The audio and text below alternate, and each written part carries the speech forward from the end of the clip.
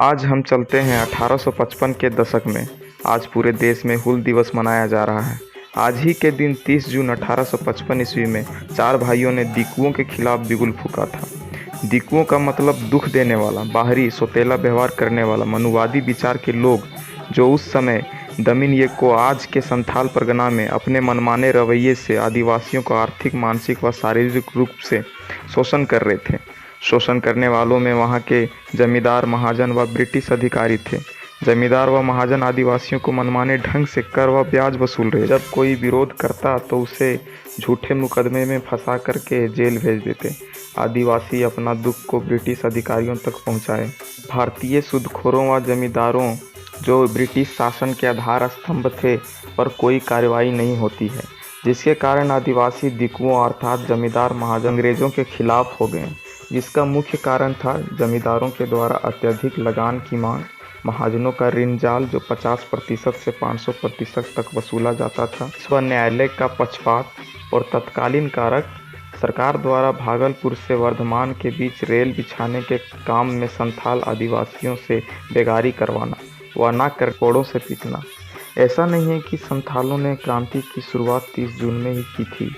इसकी शुरुआत का कारण स्थानीय साहूकार व महाजन द्वारा आदिवासियों पर जुल्म, जैसे ज़्यादा कर लेना, ज़्यादा ब्याज वसूलना, झूठे मुकदमों में फंसाना एवं भोले भाले आदिवासियों के महिलाओं का शोषण करना, आदिवासियों के क्रांति के पक्ष में लाने का कारण बना।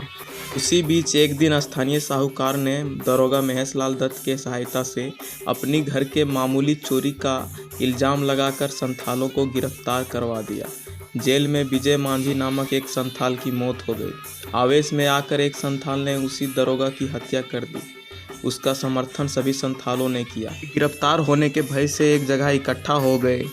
30 जून 1855 ईस्वी को भगनीडीह संथाल परगना जिला अंतर्गत राजमहल सब डिवीजन के दमिन इलाके के मध्य बड़हैत के समीप स्थित मुरहू बंधुओं, सिद्धू, कान्हू, चांद व भैरव के गांव में 400 गांव के करीब 6000 संथाल प्रतिनिधि एकत्र हुए और एक स्वर में विद्रोह का निर्णय लिया।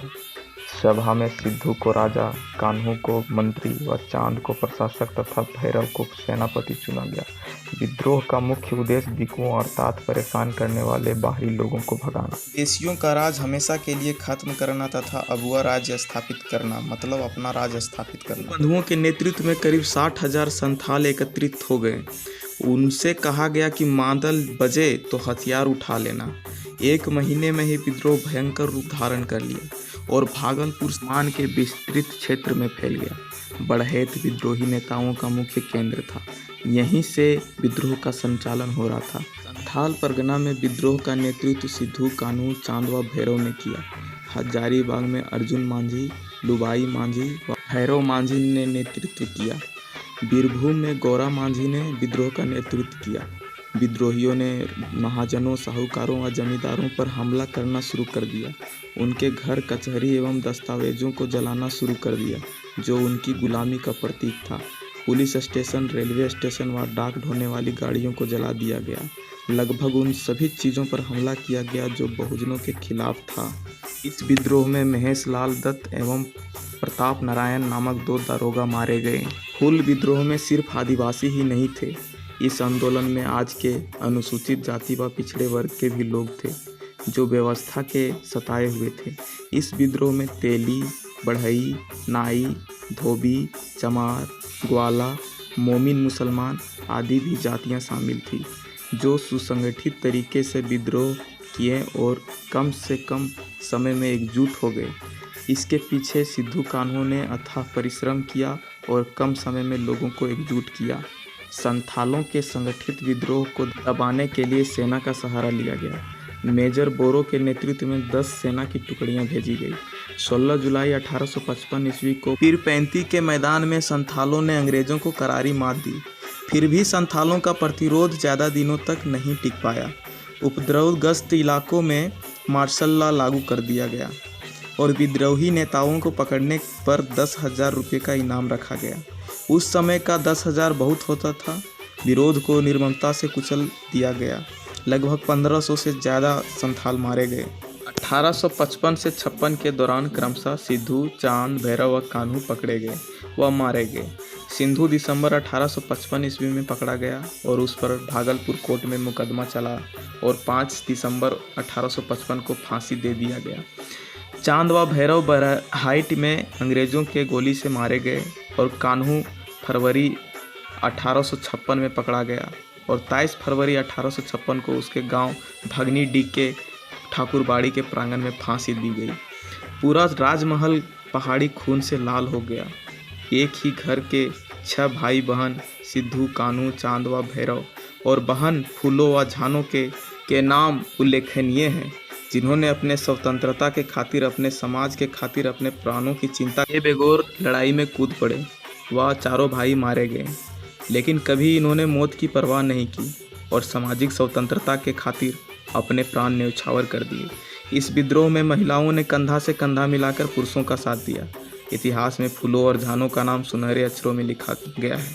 हाल विद्रोह के कारण बहुत से कुकृत्य कार्य लोगों ने छोड़ दिए। भ्रष्ट सरकारी कर्मचारियों, महाजनों व जमींदारों के मन में भय व्याप्त हो गया और उनकी लूट खसोट कुछ दिन के लिए थम गया।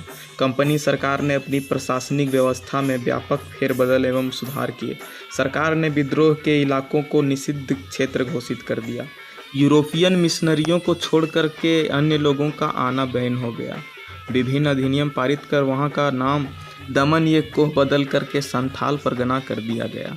वहाँ के नए सीमाएं निर्धारित कर दी। दुमका, देवघर, गोड्डा व राजमहल को उपजिला बनाया गया। जिलों को जोड़ करके संथाल परगना जिला बनाया गया एवं एक कमिश्नर की नियुक्ति कर दी गई। बहुत से इतिहासकार बताते हैं कि ये अगर बराबरी का लड़ाई होता तो दृश्य अलग होता। आदिवासी पारंपरिक तीर और धनुष से लड़ रहे थे तो वहीं अंग्रेज तोप और बंदूक से लड़ रहे थे। ये कभी भी बराबरी की लड़ाई नहीं हो सकती। LSS वो मूल्य संथालों के विद्रोह को मुठभेड़ की संज्ञा दी है। कार्ल मार्क्स ने इसे भारत की प्रथम जन क्रांति माना है, जो अंग्रेजी हुकूमत को नहीं उखाड़ सकी लेकिन सफा होड़ आंदोलन को जन्म देने का कारण जरूर बन गई। अगर आप झारखंडी बहुजन समाज व भीम आर्मी का हर खबर पाना चाहते हैं तो चैनल को सब्सक्राइब करें और बेल आइकन को दबा दें। कुल जोहार, क्रांतिकारी जय भीम।